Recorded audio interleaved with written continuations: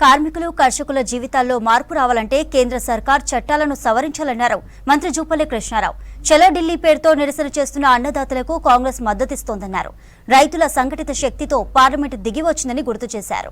కేంద్ర ప్రభుత్వం ఎగుమతులు దిగుమతుల చట్టాల్లో సవరణ చేసి రైతులను ఆదుకోవాలని డిమాండ్ చేశారు మంత్రి జూపల్లి. 30 కోట్ల జనాభా ఉన్న సందర్భంలో కూడా ఆనాడు ఆకలి చావులు జరిగినాయి. అంటే అన్నమో రామచంద్ర పరిస్థితి.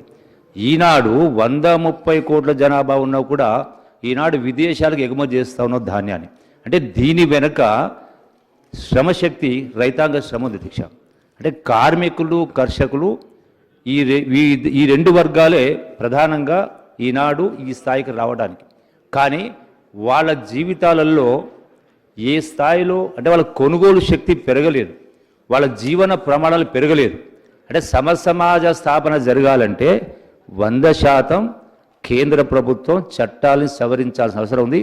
ఈనాడు రైతాంగం కూడా ఏదైతే ఢిల్లీలో జరుగుతూ ఉందో అంటే ప్రపంచంలో కనివిని ఎరగని విధంగా ఆ రైతు చట్టాలు ఇంట్రడ్యూస్ చేసిన సందర్భంలో అంత గొప్ప అంటే సంవత్సరం పైన అంటే అన్ని కాలం అంటే వర్షానికి ఓర్చి చలికి ఓర్చి కూడా అయినా కూడా అంటే ప్రజలు అంటే సంఘటిత శక్తిని రైతాంగ సంఘటిత శక్తిని ఆ యొక్క సంఘటిత శక్తి ప్రదర్శించిన తర్వాత పార్లమెంటే దిగి వచ్చింది. అట్లాగే తెచ్చినాడు. నిన్ననే మా దగ్గర అచ్చంపేట దగ్గర కూడా కొంత రైతాంగం వేరుశనగకు మద్దతు ధర రాలేదని కొంత ధర్నా చేయడం జరిగింది.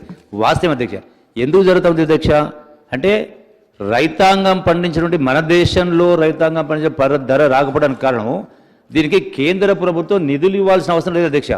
అయితే ఇంపోర్ట్ ఎక్స్పోర్ట్ పాలసీ అవుతుందో దాన్ని సరి చేస్తే డెఫినెట్గా రైతాంగం కూడా వారి యొక్క శ్రామికులైనా ఎప్పుడైతే వాళ్ళ ఆదాయం పెరుగుతుందో డెఫినెట్గా పనిచేసే కూలీలకు కూడా వాళ్ళ ఆదాయం పెరుగుతుంది. సో అందుకనే ఈ యొక్క కేంద్ర ప్రభుత్వం వీటిపైన ఇలా ధర్నా జరిస్తూ ఉన్నారో జాతీయ స్థాయిలో 100% కేంద్రం దిగి వచ్చి పునరాలోచన చేసి చట్టాలను మార్చాల్సిన అవసరం ఉంది. సమసమాజ స్థాపన జరగాలంటే సోషలిజం రావాలంటే డెఫినెట్గా మార్పు రావాల్సిన అవసరం ఉంది అధ్యక్ష. ఈ యొక్క సమ్మెకు పూర్తి మద్దతు ప్రకటిస్తూ సంఘీభావం తెలియజేస్తూ ఇతర పార్టీలకు కూడా మేము కూడా విజ్ఞప్తి చేస్తా ఉన్నాం అధ్యక్ష. మేము కూడా ఇందులో పాల్గొంటాం, మా పార్టీ కూడా పాల్గొంటా ఉంది అధ్యక్ష.